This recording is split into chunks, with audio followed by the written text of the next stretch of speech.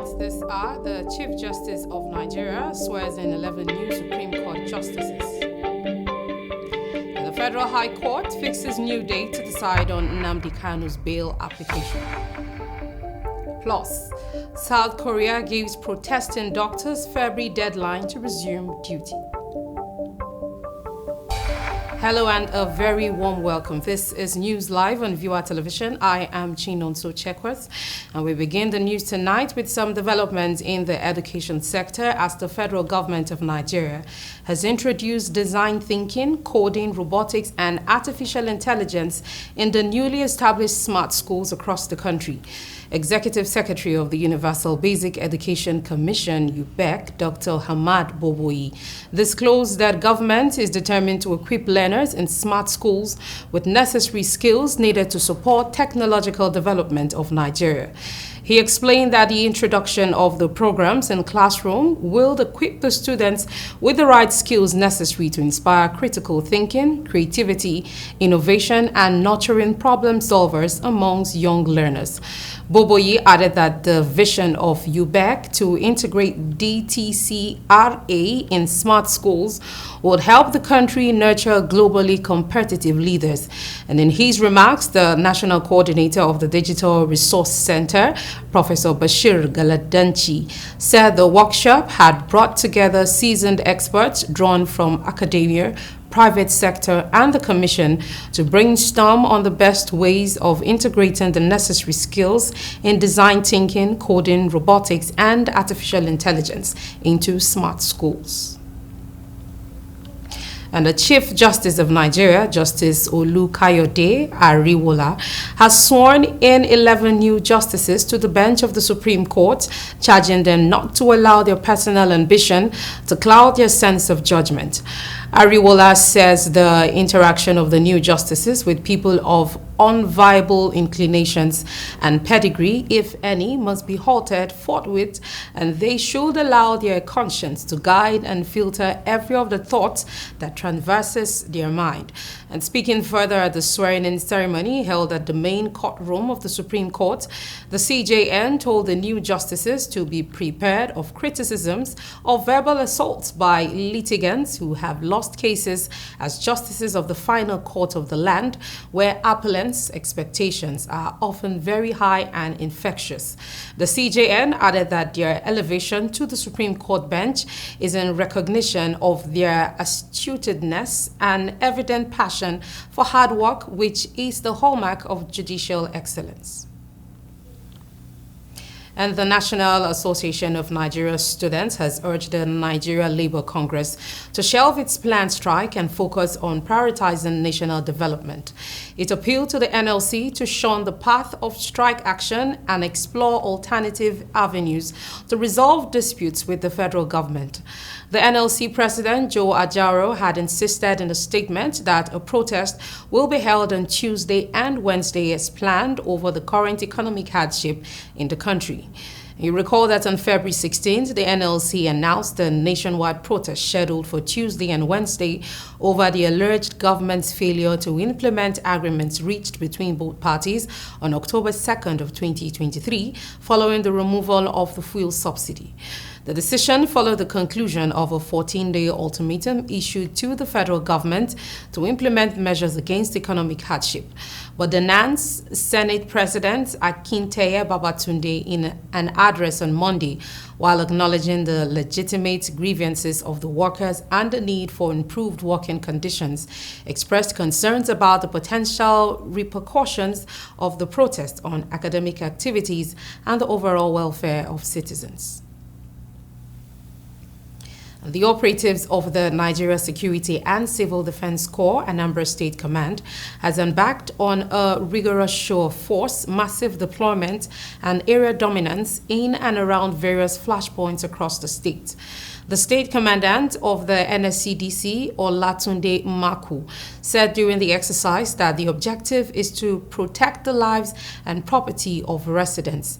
The NSCDC also stressed that the deployments were also to protect critical national assets across the state to strengthen the state's security in continuation of its anti-seated home confidence building patrol embarked upon by the command.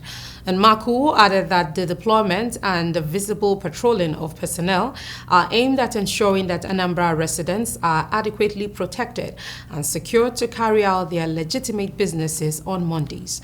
We recall that the Monday sit-at-home exercise was introduced in 2021 across the southeast region by the indigenous people of Biafra to protest against the rendition and continuous detention of its leader, Mazi Nnamdi Kanu. And hundreds of residents in Lagos State staged a protest over hunger and the rising cost of living in the country. The protesters, mostly youths led by a human rights group, the Take It Back movement, marched through Ojuelegba under the bridge area of Lagos, displaying placards. However, there is a heavy presence of armed police officers to forestall any possible violence. You recall that the Lagos State Commissioner of Police, Adegoke Fayode, had warned on Sunday that anyone found infringing on the rights of others will be dealt with lawfully. The police boss advised against any action capable of grounding commercial activities and obstructing the free flow of traffic in Lagos State. Fayode assured residents of Lagos State that necessary security measures had been put in place to protect lives and property with or without any protest. And when NEWSLIVE returns, the Nigerian Meteorological Agency, NIMET, has predicted sunshine and haziness from Monday to Wednesday across the country. Details of this and more comes to you right after the break.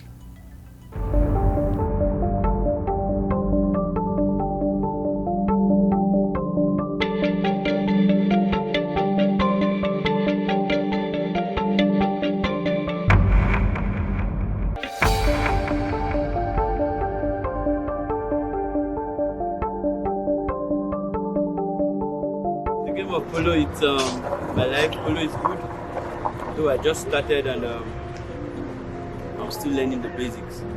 But I hope to be a pro in this game, and God being by my side, I know everything will be fine. I started 4 months ago. I started stick and ball 4 months ago, though I attended the riding course in Pakistan. I've learned the riding basics, but the game of polo 4 months ago, I started stick and ball. Every day we mount on the horse, we pray. And once you come down, as you can see, I was about ending and I fell from the horse. It's a normal thing. In horse riding, if you don't fall, you've not started yet. So you need to train. You can see I'm sweating, I'm eating banana, it's part of it. You must train, you must eat well, and you must learn properly. I've chosen polo to be my own sport, and I've always looked up to people like General Kazir Fire, General MSA Aliu, Colonel Waibelu, and General Laka. A few of them, I've looked up to these people. These are great polo players, and they've always encouraged me to play the game of polo.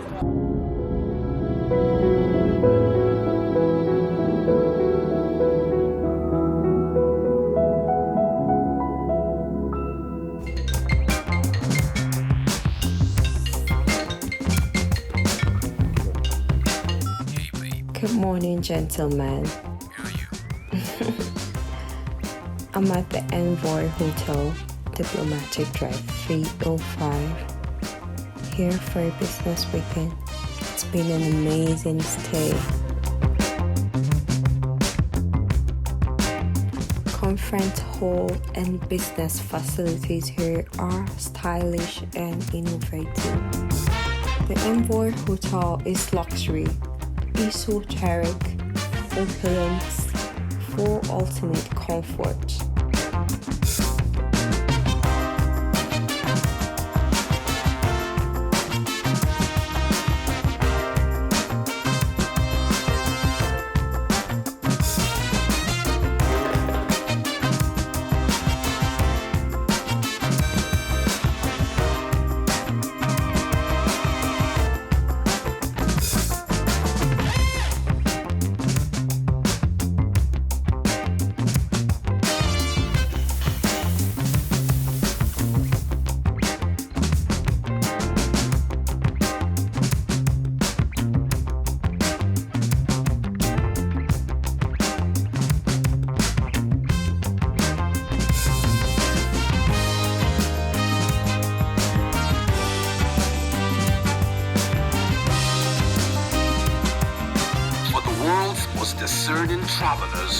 are more than just a place to stay.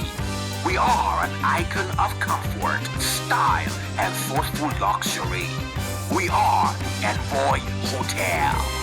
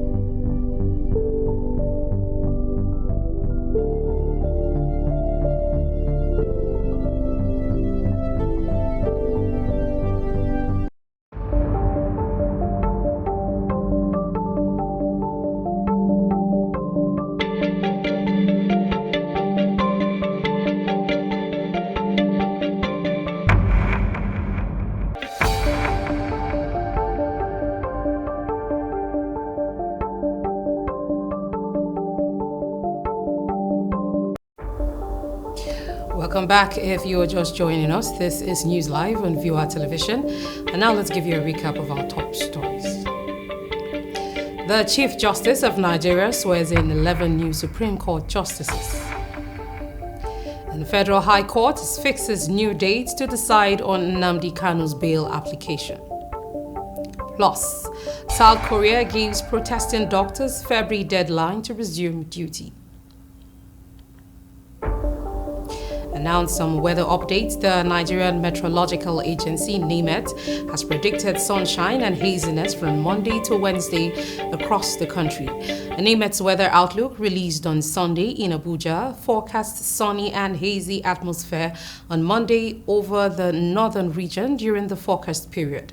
And according to NEMET, sunny skies with patches of clouds are expected over the north-central cities, with prospects of isolated thunderstorms over parts of Kogi and Benue later in the day. And according to NEMET, sunny and hazy skies are expected over the northern region during the forecast period on Tuesday, and it predicted patches of clouds and hazy atmosphere over the north-central cities throughout the forecast period. And NEMET anticipated cloudy atmosphere with spells of sunshine over the inland states and coastal areas of the south, with prospects of morning thunderstorms over parts of Edo, Akwa Ibom, Cross River, and Lagos states. And the Federal High Court sitting in Abuja has fixed March 19, 2024 to rule on the fresh bail application filed by the leader of the indigenous people of Biafra, Nnamdi Kanu. The court also scheduled March 20th for the commencement of the resumed trial. And the trial judge, Justice Binta Nyanko, adjourned the matter after listening to the argument by counsel to parties. And at the court proceedings, counsel to the defendant, Aloy Ejimako, told the court he had applied for the bail of his client and a preliminary objection. He urged the court to grant Kanu bail on health grounds. And Ejimako also said the continued incarceration of Kanu would affect his defense in the trial. The trial resumed on the matter on Monday, 26 February, after being suspended by the Court of Appeal, which had discharged and acquitted Kanu in October of 2022. The Nigerian Defense Headquarters has vehemently denied claims circulating online alleging a potential coup plot and the subsequent high alert of the Presidential Guards Brigade. In a statement released signed by Acting Director Defense Information Brigadier General Tukur Gusau, the DHQ condemned the malicious and unfounded article published by Sahara reporters on February 25th. The article, the DHQ claims, made various substantiated related allegations, including the Guards Brigade being placed on high alert due to suspicious movements leading to concerns of a coup and prompting an emergency meeting involving President Bola Tinubu, the Chief of Staff, and the brigade commander. The statement emphasizes that the Guards Brigade, by law, is entrusted with safeguarding the seat of power, the Federal Capital Territory, and its surrounding areas. Therefore, it has always been on high alert to fulfill its mandated responsibilities effectively. The DHQ further reiterates the unwavering commitment of the armed forces to uphold and defend Nigeria's democracy, as previously affirmed by the Chief of Defense Staff, General Christopher Musa. And the Adamawa and Taraba State Area Command of the Nigerian Customs Service have recorded 15 incidents of seizures of assorted items with a cumulative duty value of over 13 million naira. At a press briefing in Yola, the area controller, Salisu Abdullahi, said the seized items include premium motor spirit packed in 643 25-liter jerrycans and 20 bags of foreign rice and a golf wagon. The Adamawa and Taraba Command, in collaboration with NAFDAC, has also destroyed some expired and unregistered foreign juice and alcoholic drinks that were seized last year. The controller, who described the activities of the smugglers as economic sabotage, said the command will redouble its efforts to curtail all acts capable of sabotaging the fragile economy of the nation. The result of these unwavering and collaborative efforts of the command's operatives had yielded a landslide success of the numerous seizures of items recorded hitherto. This success could invariably be predicated on the intelligence sharing, synergy, and resolute efforts of our operatives. The command, in the period under review, had recorded 15 incidents of seizures of assorted items with cumulative duty paid value of 13,352,100 naira and 0 kobo only. In the last week, 2 weeks, we made seizures of 245 jerrycans of 25 liters each of this petrol on its way to Cameroon.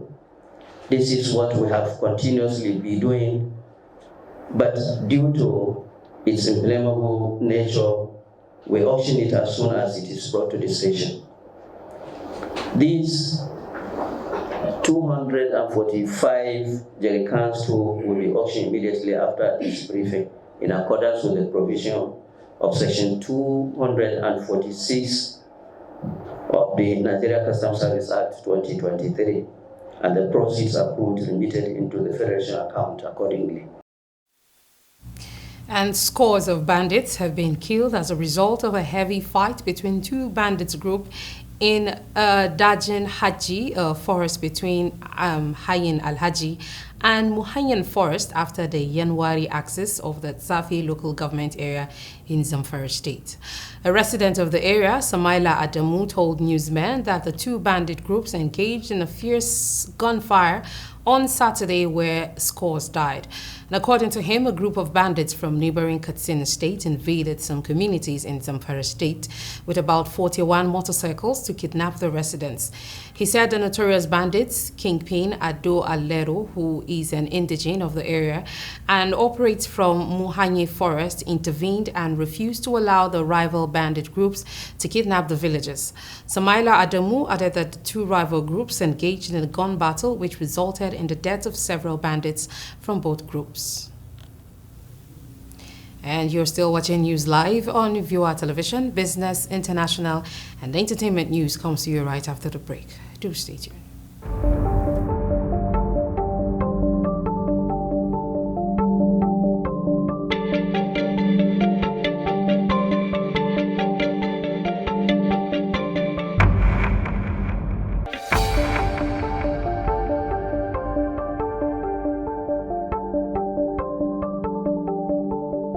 In this 21st century, where all the information we need is now in the palm of our hands, News from around the world, entertainment, celebrity gossip, sports, and much more.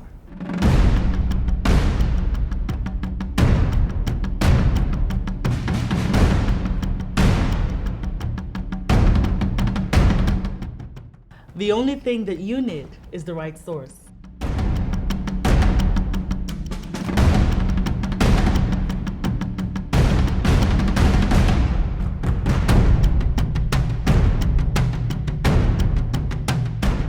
Viewer TV is now on the go. Simply check us out on our social media pages on Facebook, Instagram, YouTube, and Twitter for all the information you need.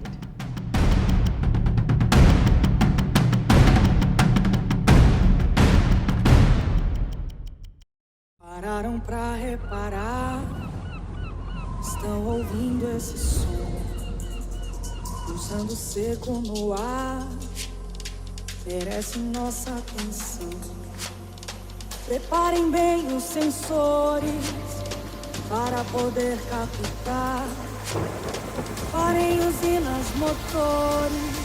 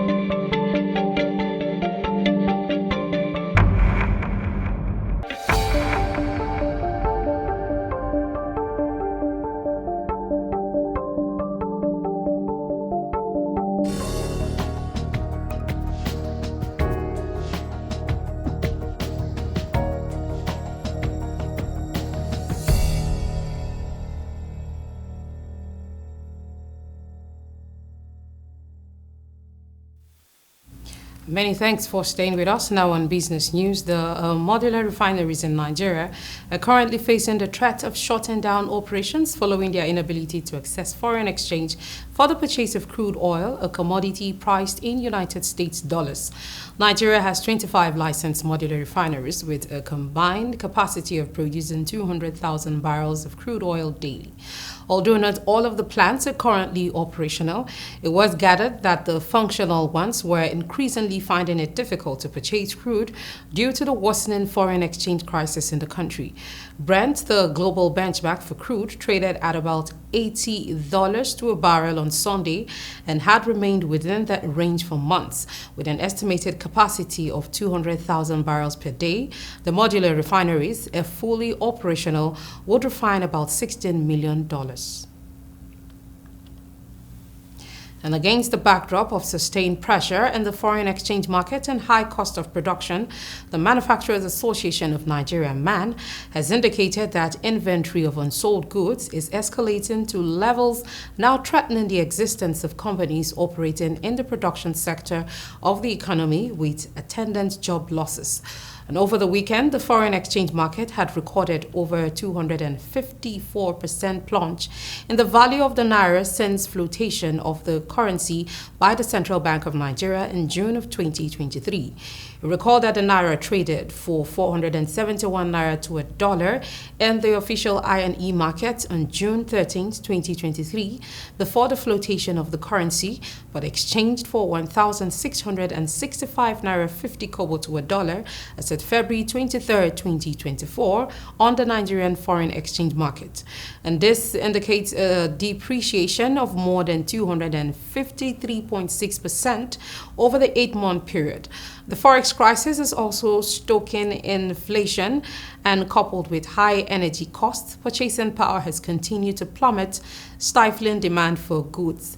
And speaking of the impact of this development on the manufacturing sector, Director General of MAN, Segun Ajayi Kadir, said there are reports that across the board, many warehouses and plants of many manufacturing firms are stockpiled with unsold goods manufactured last year. And a group of bakers in the country have kicked against the nationwide strike declared by some of their counterparts starting on Tuesday. The Association of Master Bakers and Caterers of Nigeria announced on February 14th that it is poised to begin a nationwide strike on February 27th unless the federal government honors the agreement made with the association in 2020. It also called for the temporary suspension of all types of taxation on the bakery industry at the federal, state, and local government levels. The association also called for the setting up of a price control and monitoring committee as allowed by the Constitution as amended, and other conditions that will enhance the ease of doing business in the country. However, in a statement on Monday, some bakers under the umbrella of Supreme Bakers and Confectioners Association of Nigeria said embarking on strike at a time Nigerians are going through a lot of uncalled for and could escalate the situation. The Federal Mortgage Bank of Nigeria has initiated a rehabilitation process to revive about 46 abandoned housing projects nationwide. The bank said this will be achieved through a partnership with Shelter Afrique Development Bank, a Pan-African finance institution that exclusively supports the development of the housing and real estate sector in Africa. The FNBN Managing Director, Shehu Osidi, stated this while hosting the management of Shelter Afrique Development Bank recently in Abuja, noting that the bank had made reviving the housing estates a priority.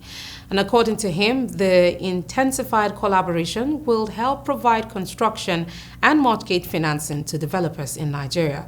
OCD further noted that Nigeria, the second largest shareholder in the bank with about 15% holding, will explore areas of funding to achieve its target of delivering 100,000 housing units to Nigerians this year.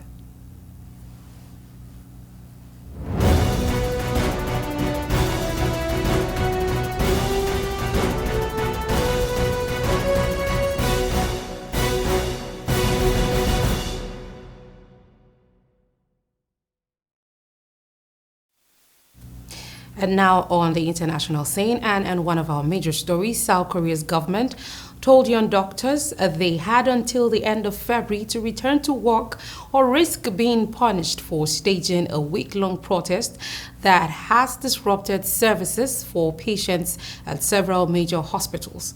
2/3 of the nation's residents and intern doctors had walked off the job to protest the government plan to increase the number of students admitted to medical school in a bid to address what authorities say is a shortage of doctors that is set to worsen in one of the world's fastest aging societies. The protest has forced hospitals to turn away patients and cancel procedures. The government has previously warned that it could take legal action against doctors who do not comply with a back-to-work order, including prosecution, possible arrest, and stripping them of their medical licenses. The young doctors who are protesting say the government should first address pay and working conditions before trying to increase the number of physicians. And the Prime Minister of the Palestinian Authority, Mohammed Tayyer, submitted his resignation to President Mahmoud Abbas over the continued genocide in Gaza. Thai's government will function as a caretaker government until a technocratic government is formed. The Prime Minister announced in a statement at the start of a cabinet session held in the city of Ramallah that he had submitted the resignation of the government to the president last Tuesday and submitted it in writing on Monday. The resignation came as U.S. pressure grows on Abbas to shake up the Palestinian Authority and begin work on a political structure that can govern a Palestinian state after the war on Gaza. The PA government rules parts of the occupied West Bank, while Hamas has ruled in the Gaza Strip for 17 years after ousting security services loyal to the authority from the enclave.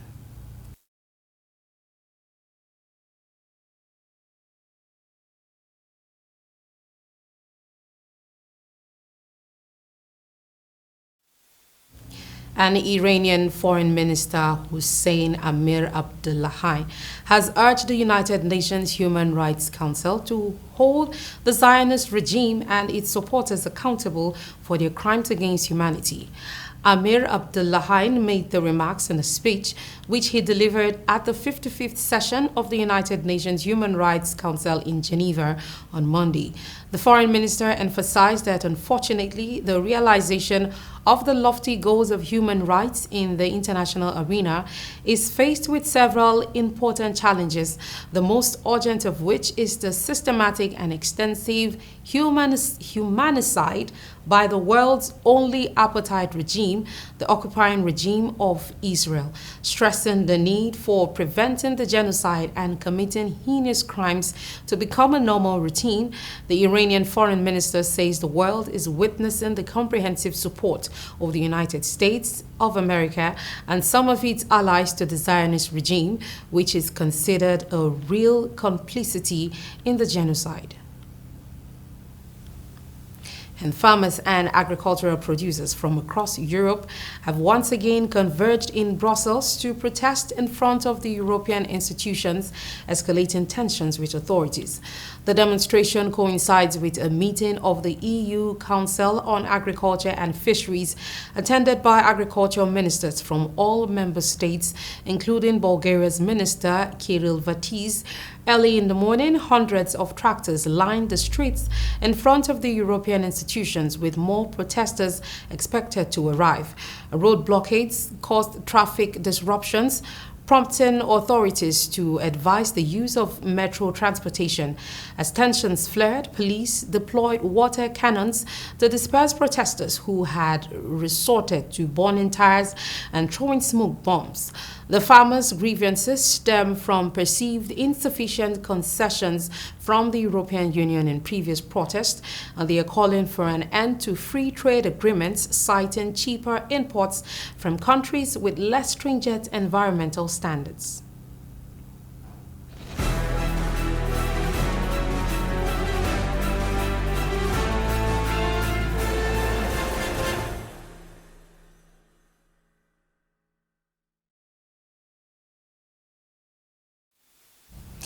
And now on some entertainment news. Stakeholders in the Nigerian music industry have over the years restated the need for a world-class arena that can host music concerts and entertainment festivals. Lagos State, which is the African entertainment capital and the spiritual home of Afrobeats, is set to get its first world-class infrastructure, with work commencing at the 12,000 capacity arena backed by Live Nation and Oakview Group. The project is a partnership between Live Nation, OVG, Parisians Group, and the Nigerian Sovereign Investment Authority. The Lagos State Governor Babajide Sanwo-Olu was present at the groundbreaking ceremony that was held on Saturday, February 25, 2024. The consortium delivering the project includes Parisians Group Chairman Tayo Amosun, the NSIA, Live Nation, and OVG. Other partners include Yinka Folawiyo, chairman of the Yinka Folawiyo Group, Nigerian Investment Fund, Adino Capital, and MBO Capital.